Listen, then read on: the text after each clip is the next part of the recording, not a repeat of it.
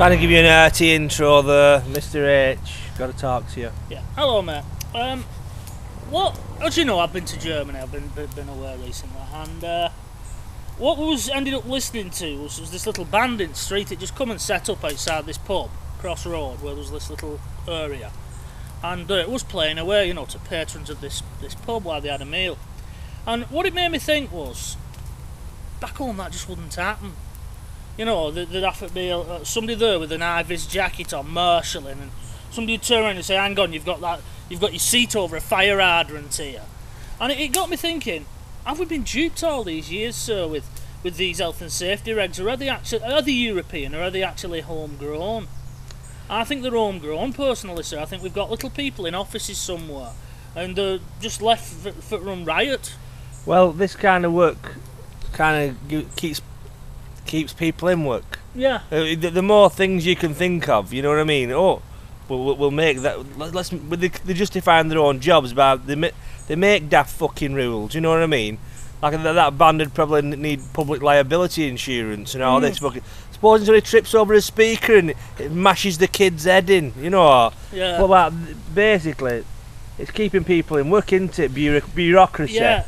You know, it's jobs for people. You know, what's your job? Well, we think of things what people can get sued for or fined. They do, Jimmy, they turn around and they'll say, usually companies do it, and they'll say, right, I'm appointing you as our health and safety officer. I'll pay you so much extra grand a year, but if it goes tits up, you're in court and you get blamed for it.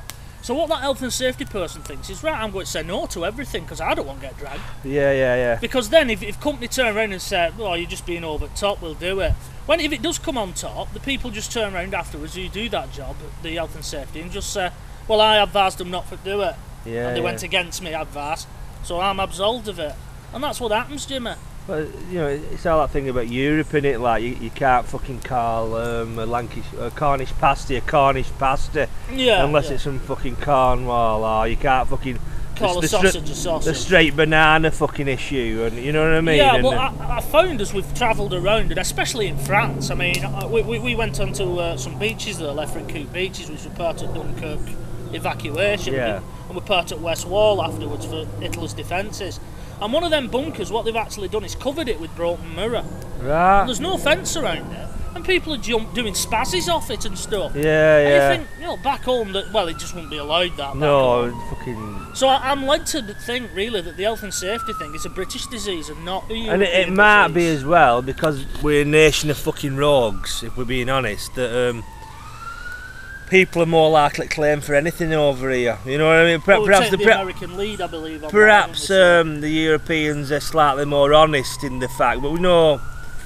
I mean, I've done it. Can't say for legal reasons, but me and my family have got money when we shouldn't have. You know, out of companies.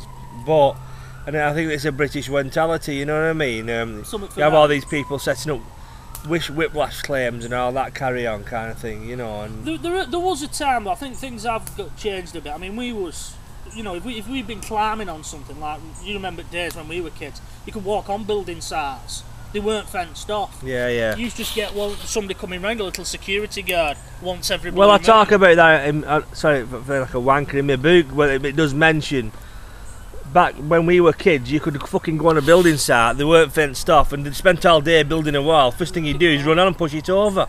Be throwing wet cement at each other and doing spazzes into fucking skips full of sand, and you know. However, if you did fall into this skip of sand and you broke your arm, your mother or father didn't turn around and say, right, I'm going to go and sue my calpans. You used to just get a clout round ear hole and told you daft sod you shouldn't have been on there in the first place. Yeah. We're back to that now. We're nowadays, it's a bit. Oh, you know, even though it were fenced off, you should have covered all, and you should have done this, and you should have done that. Well, I mean, nobody wants to take liability for their own responsibility. The thing is, you have fucking kids on bikes, and they've got they have to wear an iron fucking lung, and you know what I mean, fucking. The kid can't ride on a bike. You know what I mean? You see, but I don't. To be truthful with you, a lot of scrubbers kids, you know, do. But like all these middle class cunts, you'll see they've got fucking knee pads on, helmets, fucking visors, fucking oxygen tanks, fucking arse pads. chemicals. You know what I mean? You know that, fucking. But it is that, because I know when we've been going round, me and Becky, and we've been wanting to go for a walk with dogs in an area in Germany, and you see a sign, I can't read German, so you end up having to translate it, and one of the things as they do say is, they'll tell you it's verboten, you can't go there, and parents are responsible for their children. Yeah. Well, we don't do that over here, do we? We push it on persons whose land it is, it's their responsibility. Yeah, definitely. Well, there you go. I definitely think it's a British disease, sir, the health and safety regs. And bureaucracy gone mad. The British people are being tangled up in red tape, and ignore that. That cunt wants fucking sorting out. Ignore that noisy cunt, and please subscribe to us. We need your love, basically. Thank you.